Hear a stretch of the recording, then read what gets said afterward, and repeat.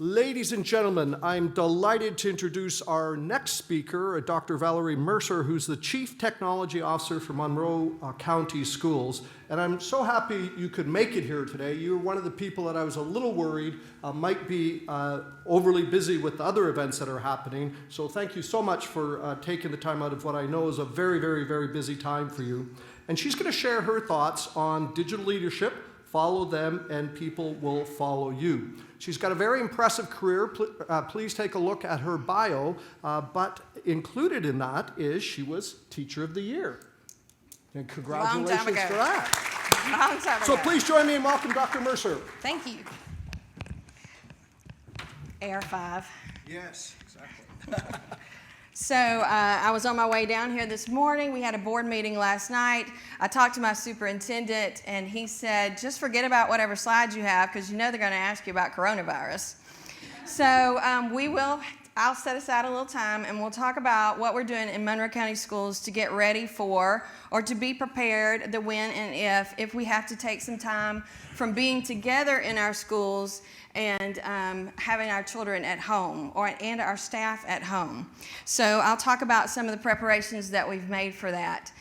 I have been in IT for a pretty long time, and the fact of the matter is I started my career as a high school English teacher a long time ago, and then I got into the library business. And then they said, gosh, you do pretty well with computers. Why don't you do technology for us? But along the way, I've been director of teacher quality, so I've worked in human resources. And the bottom line is this. I'm going to tell you about my team, and then I'm going to also tell you that if you want to work in a public entity like a public school, and you think you'd be doing IT exclusively, I'm sorry. We don't have anything like that in our little district. So let me tell you about my team first. I have Kerry Johnson who works with me, and he was supposed to be coming down here. In fact, he's got his name tag out front. But in the last hour, he's told me I can't walk away. And I said, okay. He is our network coordinator and been there longer than I have. Dr. Rigoli actually worked with him in Monroe County Schools. He's one of the best. I have a data coordinator. She's the one who churns all the data. We basically call her the data janitor. And she is our data janitor. Her name is Samantha Gibson, and she's a graduate of Middle Georgia State, Middle Georgia's program. And then I have 3 technicians who work with me. That's right, 3. I have 4,000 Chromebooks and about 1,800 Windows machines. We do all Wi-Fi for all schools, all surveillance cameras, all phone systems. We'll talk about some of the other stuff that I do too. 3. One of them is a graduate of Middle Georgia's program as well. And so we're very happy with that. And then you would say, well, that sounds great. We have an instructional technology coach. He actually goes into classrooms and works with our teachers every day. He is a former athletic coach, but he's also a former middle school math teacher. So he brings that expertise and churns it, mixes it all up together and works with teachers. And then the system registrar works for me. Yeah, we'll get to that later. The system registrar is actually a graduate of the Middle Georgia State program, a Middle Georgia program as well, and she's our registrar. So when she's not registering new students, she does tech support too. So we are going to share with you a little bit about that. I have been blessed over the years to have some Middle Georgia interns, and I love them. They're awesome. They come into my office, and I have a series of questions that I ask them. What do you want to do in 5 years? What do you see yourself doing long-term in IT? And one of the best answers I've ever gotten, I thought it was kind of brave, I want your job. Great. You can have my parking spot tomorrow. Okay? So here's the thing. Should you count on doing IT exclusively? And let's see if I can bring up this Padlet. Let's see if I don't know if my mouse will actually work. Well, that's okay. Let's talk about a couple of things then. I was just talking to Dr. Rigoli. How do you think a vape detector comes under my auspices? Come on. Let me see a hand if you think. You know how I'm the one who's supposed to be handling the vape detectors. Did you know we have those in public schools now? They're in bathrooms.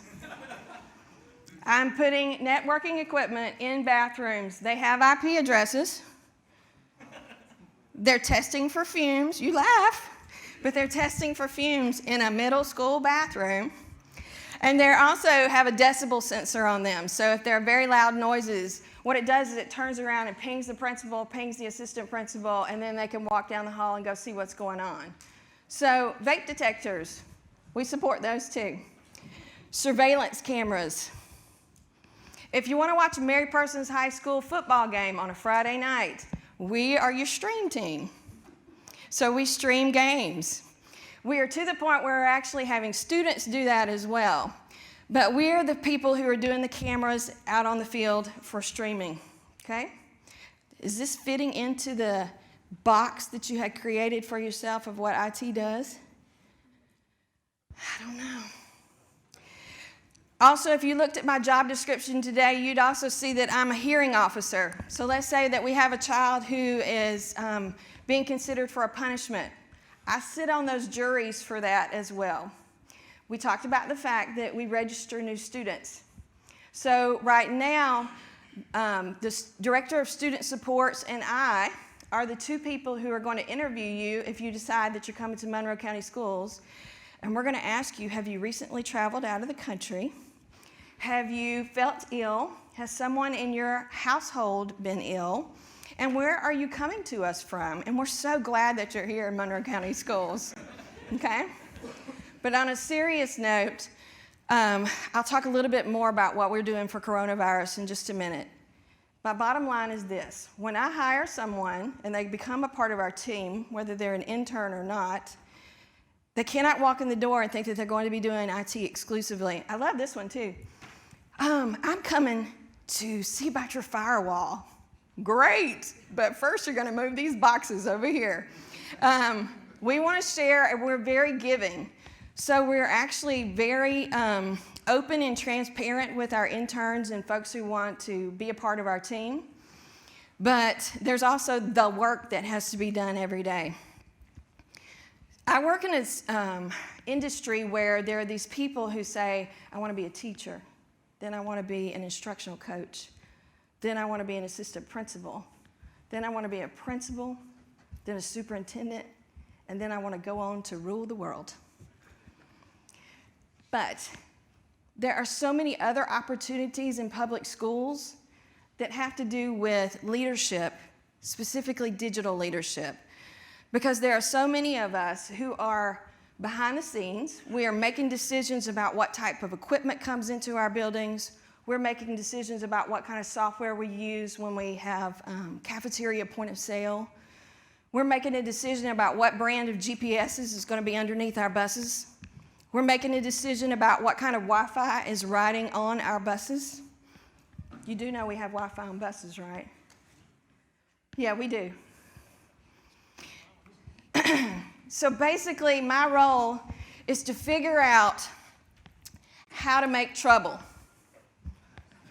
Because I work in a school system that graduated its first class from Mary Persons High School in 1929. And we're so steeped in tradition, our central office is still in the very same building. It has beautiful wooden floors. Try to explain to an auditor why your computer room is on top of wooden floors, 1 story off the ground. You'll get marked down for that one, by the way. So my job is to be that connective tissue between traditions, the way we've always done it, this is a small town community, and then innovation. Figuring out what's new and what should come into our buildings and associate with our children and our families. Because there are so many vendors out there who want a piece of what they think is a public school pie. And so there is this stopgap of gatekeeping. How do we figure out what's really important to bring to our students? What's a flash in the pan that might not actually be something that's beneficial for them? And then what's something that could truly make a difference for them? And how much does it cost? Because that's a big bottom line for us. So let's see if I can get this video to work. Oh, come on, Val. What? Can somebody back there click for me? Thank you. I need that video to play. Hang on a second. Why do I keep doing it? Well, okay, we'll do this. Drop back and punt. So this is the story, if you've not seen this TED Talk, where this is the background of how Netflix came to be and how it buried something we used to have in our society called Blockbuster Video. Remember that? Those blue buildings where you'd go and it was your Friday night thing to go get that video. And this guy here was actually a part of Netflix's, actually Blockbuster's strategy. And he wasn't listened to. And the fact of the matter is, they needed to figure out a different model for the way they do instruction and the way that they push to have things happen in their organization. So let's talk about this. You can't lead where you won't go. So I talked about picking up boxes. Invariably, it happens on a day I'm wearing a dress, ladies. Sorry. But I do pick up boxes. And I do move equipment. And we are the ones who have to be responsible for getting those things out there. There are other school systems, larger ones, who can afford that white glove service. That would sound great. They image it at the factory. They slap a tag on it for you at the factory. And then they bring it to you and then hand you a little email that says, here are all your asset tags and your serial numbers. I do get those. But my team and I do all of the work of actually getting out there, unboxing, and making those things happen every day. So once again, that little box that you may have discovered or thought that you had in terms of what IT does, that's not necessarily the case. So, having clear expectations for self and others, modeling collegiality, rewarding those with praise who behave as colleagues, and rooting for one another, these are basic tenets in our team. And for every IT team, I think these are important. If you don't have those ground rules or those expectations that you've set for each other, they're huge. All right, so let's talk about this. This is one of the things that I struggle with teachers. And so I talked to you about the fact that I have an instructional coach who works with us, and he's out there teaching teachers new software. I'm really proud of the work that he does, whether it's robotics or whether it is teaching a new piece of software or a piece of equipment for our teachers. I love the work that he does. He's an awesome bridge for our people and our students. But this is also what I deal with. I have teachers who have desks like this, and I have folks who have inboxes like this, and I know nobody in here does, okay? But it's one of those pet peeves, but it's also one of those things that could keep you from innovating, could keep you from moving forward. And so a lot of times I get asked questions, well, how is it that Monroe County Schools is ranked 9th in the state of Georgia? And how is it that you've been ranked in the top 20 school districts for integrating technology into this classroom for the last 15 years? And my answer to you is, we don't live like this. So you're going to find that we are responsive. We try to be as on point as we possibly can. When you call into our schools, you're going to get an automated attendant, but within one click, you should get to talk to a person. And so we have some very small town. How can we continue to be small town, but how can we continue to provide what we need to do to innovate? Okay? So let's talk about some scenarios. This is our robotics team over here to the right, and I'm so proud of them. That's the reason why I wanted to just throw them up here, because they're not involved in the scenario. But just know this is T.G. Scott Elementary's robotics team. They are state winners. And we are so proud of the accomplishments that little team has made. But let's talk about this scenario. By the way, these all have elements of truth. The special ed director has signed a software contract requiring a new server and a new database engine. It's supposed to be great. After all, she went to a conference and she saw that it was going to be coming along and be the best thing since sliced bread. It's going to be so wonderful. It's called Tranquility. Can't argue with that, can you?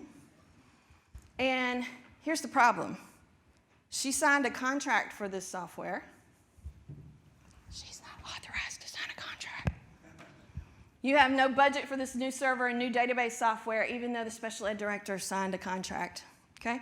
That's a real life scenario in IT in public schools. Because once again, we go back to everybody wants a piece of our pie because they think we have a pie. And number two, we also have this issue of everybody thinks that they can come solve all of our problems with a new software piece that's going to change the world. So is anybody brave enough to make a guess as to what you do next? Come on. There's no wrong answer. Modify the contract. Good start. Make it work somehow. Let me give you a little more background. This particular product was built for Wisconsin schools, and so therefore it was not built for Georgia schools. So what are you going to do about the code? Because Georgia has different requirements than Wisconsin, for instance. So we did modify the contract so that we could use it as a pilot for a certain amount of time. We paired with them in order to get them to write the code for us so that it would work for our teachers. And then we innovated it, or we piloted it for them, and that's how we made it work. But straight out of the box, it was going to be a complete disaster. Okay? How about another one? This is at our Gifted Center at Hubbard Elementary School. We have students who go over to that site once a week. And you see they're working on an 11-inch Samsung Chromebook. Here's our scenario. The vendor just let you know a shipment of 800 Chromebooks expected. They're going to be delayed. That never happens to you, I'm sure. You need these for teacher training, and you also need those hardware for assessments during the first 2 weeks of school because we do some pre-testing. What are you going to do? Anybody want to take a gander at that one? Sort of. So there's this $38 piece of software called Neverware. Anybody got any Windows 7 machines left? You throw that on it and it becomes a Chromebox. Take your $38 Neverware license, your $38 Google Chrome license, and now for that amount of money, you've got something that you can use. And so there are a lot of folks who are left with a lot of old hardware that's not glamorous enough to be in a museum. But we try to find ways that we can make it roll and continue to use it. In addition to that, we have guidance to us that says, as much as you can, pare down your Microsoft fleet. Why would I do that? You want to take a gander at that one? Say it again. Licensing cost is huge. If I have a 55-minute class and I have login scripts and other things to run, how long does it take? And the profile needs to be loaded for the first time for that student. How long is it going to take for a Microsoft machine to load up? Yeah, it's 45 seconds for a Chromebook. So one of the things that we do is make certain that we can give the instruction as fast as possible to our students. So that's the reason why we're looking at the Google Chrome atmosphere. Most of my neighbors have already gone one-to-one, and I will tell you that we live in a community where we can't possibly give everybody one-to-one and expect that they have absolutely fast, fabulous internet at their house. Even though my community has 7 exits along 75, only about 75% of our homes have internet access, and that's a high number actually. So as we are moving one-to-one, we are actually partnering with Verizon so that we can provide MiFi cards to our families. I told you we have Wi-Fi on some of our buses. We're actually parking our buses in community areas, keeping the Wi-Fi turned on, and you can pull up to it. In addition to that, our schools have a guest network. Right now, we shut it off at 6 o'clock. And so if we need to, we can actually have that go longer. We have it longer for events or athletics or those kinds of things. But we also have people who figured out they can come to the KB Sutton Elementary parking lot, pay their bills, and do their college work. So we're trying to be that stretch or that model. You sure you want my job? I do technology walkthroughs, so I'm in about 30 classrooms at least in a semester. And I do at least 20 minutes in there. And I think that makes a big difference for us in terms of our teachers using the technology. Yes, they are, because number one, we're checking to see that they are. So you discover in a walkthrough that several teachers have purchased or gotten for free Google Voice, Alexa, Echo style devices. Are these acceptable for your classrooms? And what are next steps in guiding the school principal who's just learned about these as well? Christmas just happened, and people got their bonus, and they might have got a Google Dot. And they said, here, honey, you can take it to school with you. Here's the problem. Those weren't sanctioned by the school system. I believe you have somebody talking about HIPAA later today. But we also have the Federal Education Rights to Privacy Act, which says that our students' interactions are governed by privacy. And so if that Alexa device, for instance, is hooked to a private Amazon account, then that little second grader who's getting their voice recorded all the time, number one, mama doesn't know about it, and number two, permission wasn't granted. So we are seeing those more and more. This is our instructional technology coach. These are kindergartners, and they are using a piece of software called Book Creator, and we love it. It's awesome. We talked about coronavirus, and I'm running out of time. I will tell you this, we do have alternative learning days planned. We had those planned before the coronavirus scare came along. We have Google Classroom we use all the way down to second grade. And so we have students, I wish I had this screenshot included in there. A second grader sent her teacher a message that says, for this, do you need us to cite S-I-T-E, evidence, E-V-I-D-E-N-S-S-S? And the answer was yes, but that was a second grader asking that question. Do you need us to cite evidence? So I love that. All right, how about this one? And we'll wrap it up.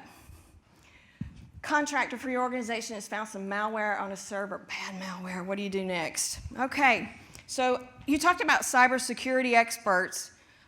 We reach out to our resources, and we look to others who have had examples or things that have happened in their school system. We have to make certain that our testing procedures are secure. We want to make certain that our students are safe. And we want to make certain that we do all the measures that we need to do to keep them safe. So we look out for our resources because we can't possibly keep them on staff 24 hours a day, 7 days a week. All right, how about this one? This is me and librarians. And a library, as you know it, doesn't look the same today. In fact, we have an entire library at our freshman campus that has no books in it. So we also have a couple of internet pipes that we use. Ours are tiny, so don't make fun of it, okay? But we always are having to make a case for how we're going to get budgeted for these things. There are federal funds that will help us, but we never want to be dead in the water. So we are in an AT&T contract through the Board of Regents, and we're grateful for that pipe. That's great. But we also work with another vendor to give us a second pipe so that if we needed that bandwidth during our testing, we could do that. But those are some things that small school systems that may not have the funding may not be able to do. So you got to do that. All right. So got a few minutes, right? Yeah, absolutely. 6 minutes. All right, great. So can I answer any questions that you might have? By the way, these are my people. This is my daughter, she's 17, and the other one's 14, and that's my third daughter who has 4 legs, and they are at the making bacon game. So, yes, sir. So you mentioned, for instance, the scenario with an Echo Dot or something in the classroom, and I understand and I'm sensitive to the privacy concerns, but in 2020, you know, I'll give you an example. My son purchased an Echo for my wife and I for Christmas 2 years ago. And pretty much every time he comes to our house, it's turned off. And but he lives in a world where he gets up every morning and says, "Hey, Alexa, what's the weather?" And we want that for our students. Yes. Right. So that's kind of the world today, right? So how do you bridge that gap? We do. So let me tell you, we have some officially authorized listening devices like that. I can think of the best example for me is we have a group of severe and profound students who are in a classroom at Mary Persons High School. They need to be able to learn how to wash clothes, dry clothes, how to interact with others, how to have basic life skills, how to cook, how to pay some basic bills. We teach all of those things to those students, and in the room is an Alexa device so they can ask them, how do I set the temperature for the oven? So we definitely have them in authorized places. If you go into our STEM lab over at Hubbard Elementary School, you're going to find one in there because we don't want kids to get hung up on calculations. We want them to keep going and keep pushing so that if I had to get out a device and go do calculations and those kinds of things, that would slow the process down. So we do have them in official locations. Good point. Yes, sir. All right. You mentioned about not allowing those devices in the classroom, but my phone has Alexa on it. It sure does. Your students have So let's talk about that. And you have students with IEPs that are recording your classroom and other students. So I'm much more liberal, or we are much more liberal than a lot of other counties. For instance, just yesterday on a state listserv, somebody says, well, how do y'all ban Apple Watches? Number one, I don't want to do that. That might be a help device. It might be an assistance device for a child. It could be an academic device for a child. So we don't do that. I will tell you this, the state of Georgia, when we go to have standardized testing, makes them take off their watches and put them in a secure area. And then also, they can't have their phones during certain testing times. But you go into Monroe County Middle School or Mary Persons High School, you're going to see some things that look like red lights and green lights. And so if you walk into Jennifer Pippin's physical science 8th grade classroom, for that day, you may look up on the board and you see a green light along with your instructions on how to get started. They know that that means that it's okay to have their phone out that day. If you see a caution light or a red light, it may mean that it needs to be put away that day because of something we're specifically doing, or I'm going to be providing a device to you. So we have different scenarios, but the one thing we do not do is a carte blanche, no, you absolutely can't have it. That doesn't work because they're still going to use it anyway. They are. Did that answer your question? Well, not really. Okay. But how's that? They're still could be violating FERPA if you've got other students that could be listening. Yeah, it would still be Student-to-student violation of FERPA, we can deal with that in different ways, including behavior addressing. But what I do not want is one of our employees to be violating FERPA by having a rogue device on a network. Does that make sense? Okay. All right. And we could talk about more sophisticated rogue devices I deal with, but we won't get into that today. Anyway, you met my 9th grade boys lately? They are into some really strange rogue devices. So, all right. Thank you so much. Is there any questions? Yes, ma'am. You were saying that the school buses had Wi-Fi. They do. And you allow other people to access the Wi-Fi. How do you secure the network? So we have a separate SSID that basically rides completely separate from all of our network, and you don't have to have credentials to get into it. It's much the same that you would go do at a hotel or something like that. You do have to register that device with us, so we'll know what your MAC address is just in case something happens later. And if bandwidth gets to be a premium, we shut that network down. I don't shut it down on the buses, but let's say it's a school day and that network is getting clogged because usually it's the week after Christmas. They all got a new watch, they all got a new phone, and I have one child at Mary Persons who brings 4 devices with her to school every day. Well, that's 4 IPs. So when that gets clogged, we shut it down, or if you just want to throttle it, that's fine because all they're doing is doing Apple updates on your network instead of Mama's cell phone bill. Is what they're really doing. So, does that answer your question? Okay. Anything else?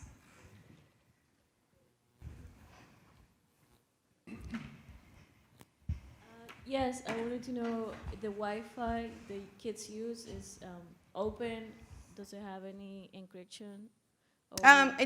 So we have 2 separate SSIDs that we've created just for that. For instance, we have multiple networks that we've created, and one of them is just for testing. So that one has got some really strong rules in it that are just shut tight, if you will. And then this open network, like I said, if it gets to be something that's a drag or something that's causing problems, we'll shut it down and bring it back up or throttle it or do some different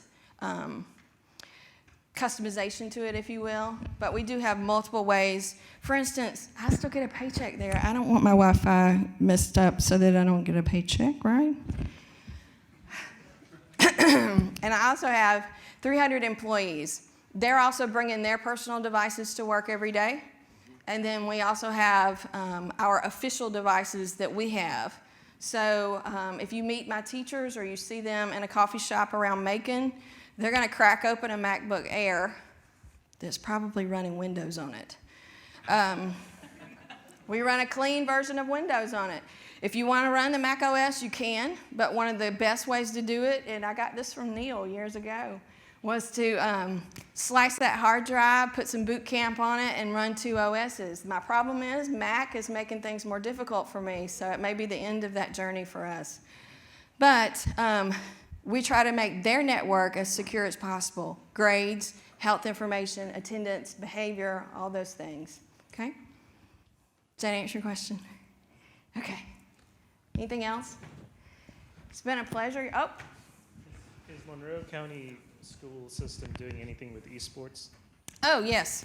So we are adding some sports in the coming year. We have to do a couple of things before we're ready for esports. Number one, you have to find a sponsor who's not doing 3 other clubs or 2 other sports. That's really hard at Mary Parsons High School because the kids are so involved. We have an academic team sponsor who's just chomping at the bit to be our esports sponsor.